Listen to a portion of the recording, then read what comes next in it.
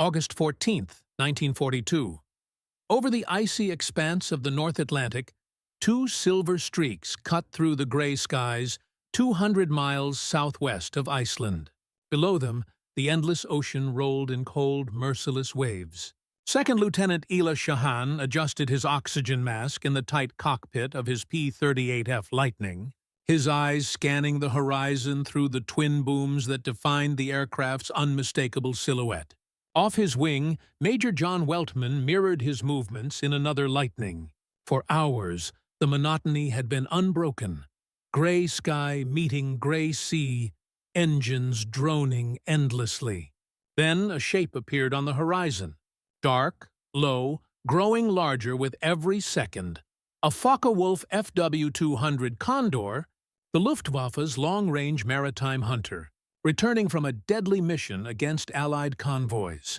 Moments earlier, a Royal Air Force Nomad had spotted the German aircraft and radioed its position. Lieutenant Joseph Schaffer, in a P-40 Warhawk, struck first, his guns lighting up the sky. Smoke poured from one of the Condor's engines.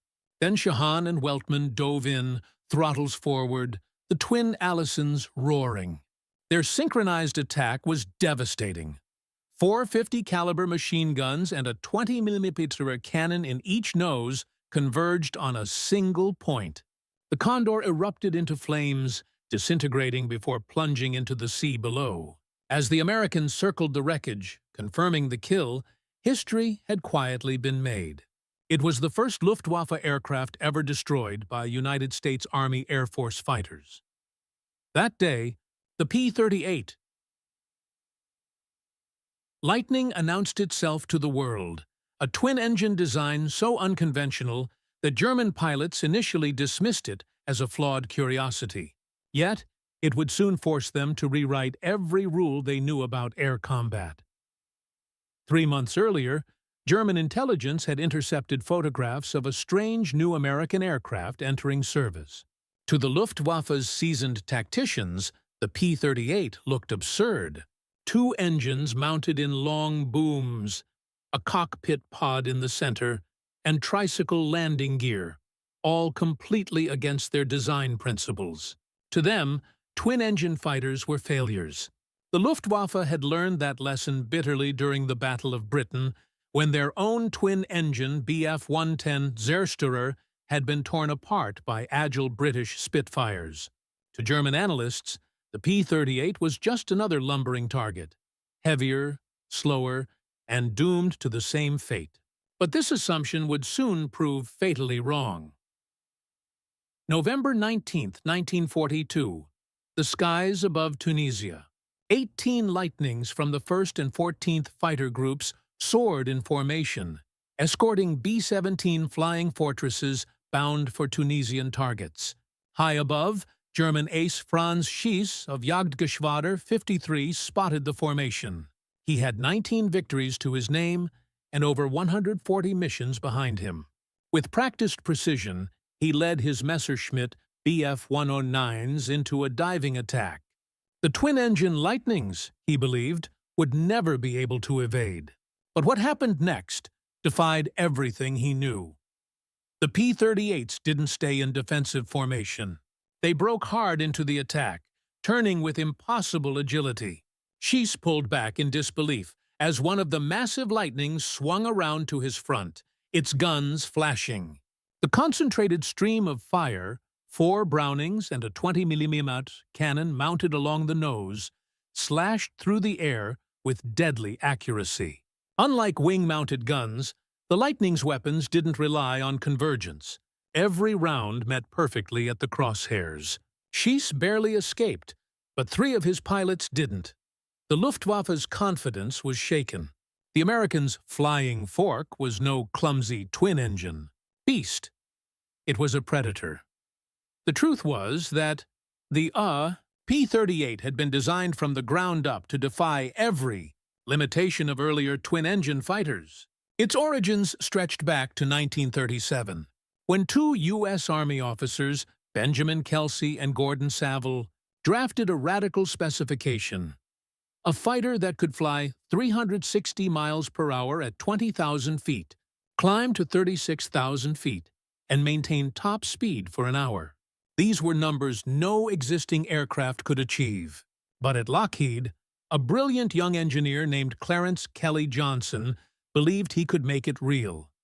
Johnson's solution was revolutionary. Twin booms for the engines, a central pod for the pilot, and twin tails for stability. Counter-rotating propellers canceled torque, while the nose-mounted guns gave unparalleled accuracy. It was fast, sleek, and aerodynamic, unlike any aircraft in the world. The first prototype, the XP-38, took flight in January 1939. It shattered speed records and, despite crashing at the end of a cross-country record attempt, proved its brilliance. By 1942, the P-38 was ready for war. Its first test came over the Mediterranean and North Africa. The Lightning's sheer speed, firepower, and climbing power stunned German and Italian pilots. Franz Stigler, a Luftwaffe ace, later admitted that the P-38 could outclimb any German fighter below 15,000 feet and turn inside them when flown well. The only safe tactic, he said, was to dive away and never, ever attack one head-on. That, he wrote, was suicide. The Lightning's greatest demonstration of range and precision came on April 18, 1943, when 18 P-38s launched from Guadalcanal on one of the most daring missions of the war, the interception of Admiral Isoroku Yamamoto, the mastermind behind Pearl Harbor. Flying 430 miles low over the Pacific, the Lightnings reached the intercept point with perfect timing. Lieutenant Rex Barber closed in on Yamamoto's transport bomber and fired a short burst. The wing sheared away, and the aircraft crashed into the jungle. The mission, flown entirely in radio silence over nearly 900 miles of ocean, succeeded only because of the P-38's extraordinary range and reliability. But as the war continued, the Lightning faced tougher skies over Europe. High-altitude combat exposed its weaknesses: cold cockpits, complicated engine systems, and declining power above 25,000 feet. German fighters like the Bf-109G and FW-190 were optimized for those conditions. Still, in the hands of an expert pilot, the P-38 remained lethal. It was fast in a dive, stable as a gun platform, and could take punishment no single-engine fighter could survive. Its dual engines were both its shield and sword. Pilots who lost an engine could still fly hundreds of miles home. In the Pacific, where missions often stretched across vast ocean expanses, this was life-saving. Major Richard Bong, America's highest-scoring ace with 40 kills, flew only P-38s. His friend and rival, Major Thomas McGuire, scored 38, both using the Lightning's strength, speed, and twin-engine resilience to devastating effect. German pilots learned to respect the aircraft. They developed manuals on how to fight it. Attack from above. Avoid head-ons. Never try to outturn it at low altitude. Yet even these tactics weren't foolproof. Franz Schiess himself, who became the Luftwaffe's top Lightning killer with 17 victories, was shot down and killed by a P-38 in 1943. A bitter irony that underscored how dangerous the aircraft truly was. As the war went on, newer models like the P-38J solved many early flaws. Hydraulically boosted ailerons made it roll faster. Dive flaps prevented loss of control at high speeds, and cockpit heating improved drastically. Still, the arrival of the P-51 Mustang, faster, lighter, and more efficient, eventually replaced the Lightning in Europe. Yet in the Pacific, where range and durability mattered more than altitude or speed, the Lightning remained dominant until the end of the war.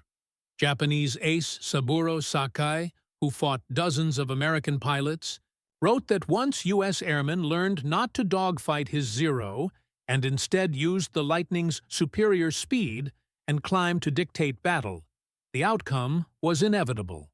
They could fight when and where they pleased, he admitted.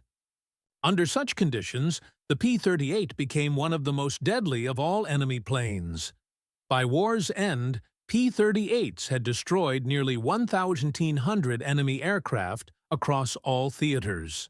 Its pilots had flown deep into enemy territory, escorted bombers, strafed airfields, and hunted ships. The Luftwaffe's early arrogance, that twin engines meant weakness, had crumbled. They had learned, often fatally, that the Lightning was unlike anything they had ever faced. In the post-war years, aviation engineers studied the P-38's design with awe. Its twin-boom layout, concentrated nose guns, and unmatched range had rewritten the laws of fighter design.